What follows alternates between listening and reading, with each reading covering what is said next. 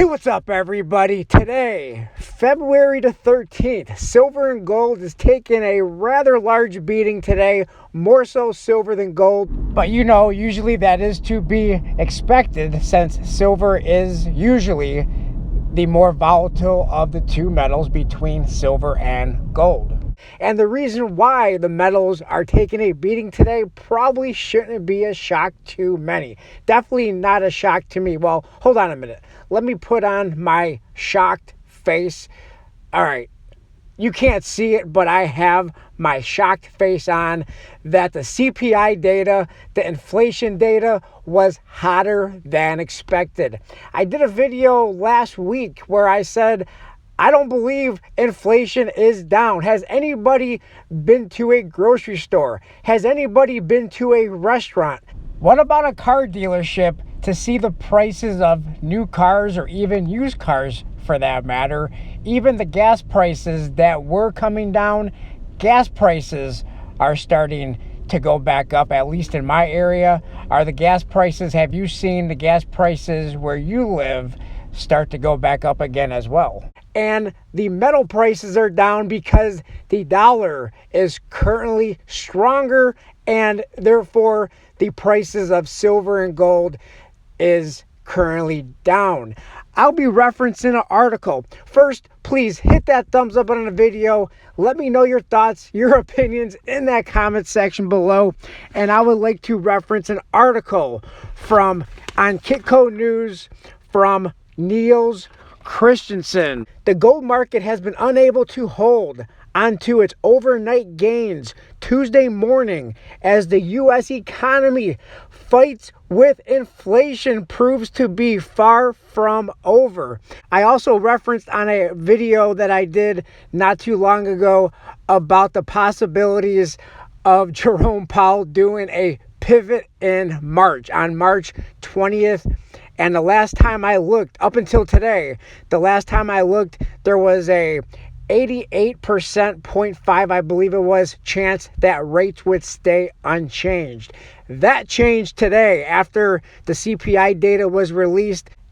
The chances of rates staying unchanged increased to about 91% as I'm recording this video, according to the CME Fed Watch tool. Tuesday, the Bureau of Labor Statistics said that its consumer price index rose 0.3% in January, following December's 0.2% increase. The data was hotter than expected, with consensus forecasts calling for a 0.2% increase. At the same time, headline inflation in the last 12 months rose more than expected, increasing 3.1%. According to the consensus estimates, economists were looking for an annual increase of 2.9%.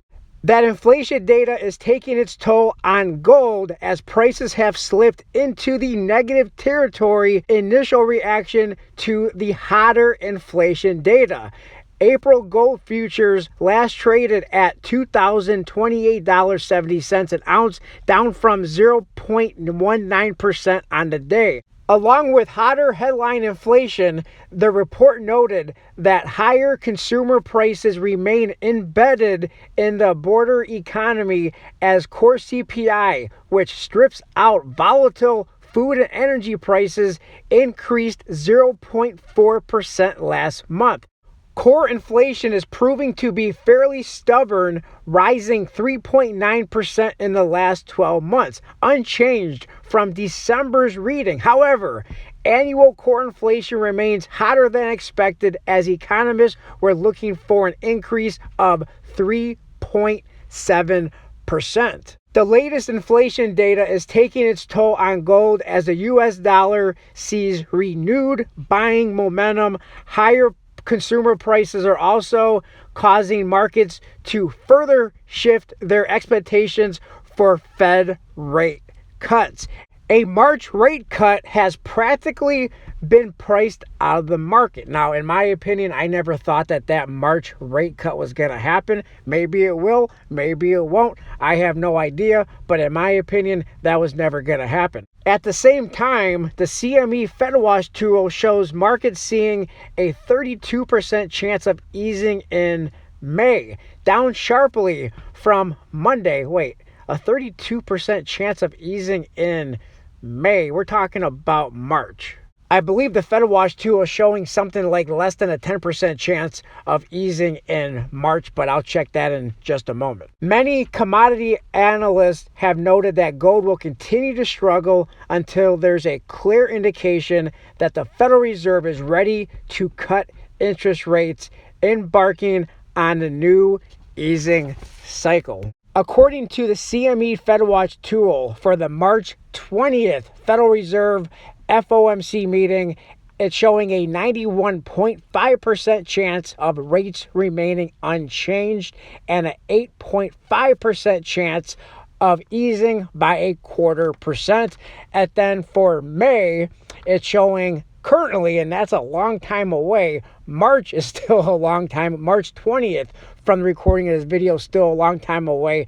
May is definitely a long time away, but currently it's showing a 61.3% chance of rates remaining unchanged for May and a 35.9% chance of rates being eased by 0.25% and a 2.8% chance of rates being eased by 0.5%. It'll be very interesting to see how those numbers play out moving forward. So Janet Yellen was grilled at a Senate hearing, and she was asked about prices at the grocery store, prices of goods and services. And the question was, prices are not going back down, are they? And she basically said, no. I'll put a link in the description of this video to that YouTube video where she was grilled on the prices of everything. And she basically said the prices will not go back to where they were pre-pandemic. So she did tell a little bit of truth there, but then she goes on to say, but people are getting raises. People are making more money. And no, people are not getting raises, at least the vast majority. At least I know that my raises aren't 15%, 20%.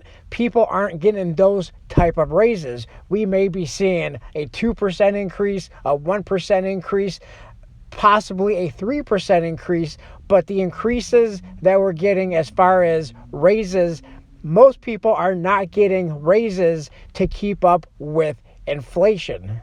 I am, however, witnessing layoffs, and I believe that was Jerome Powell's objective in the first place, because he has said almost every time at those press conferences that he wanted to see softening of the labor market, and in my opinion, that means jobs. So in my opinion, and Janet Yellen said as much, that the prices that we see at the grocery store, the prices for goods and services that went up over the last 2 years, likely are not going to come down, at least not come down by much. I mean, you may see some food prices here and there come down a little bit, but these people are not going to be, these owners of the stores and people who've been increasing the prices, they're not going to bring those prices back down. They're going to continue to make that money. So when Jerome Powell keeps on talking about bringing inflation back down, the rate of inflation to their 2% goal, that's the rate of inflation going forward, not bringing the prices that already went up back down. That's my take on it. Whether or not he actually gets inflation back down to 2%, 2%, 3%, whatever the case may be going forward, I don't think that has anything to do with the prices that have already increased.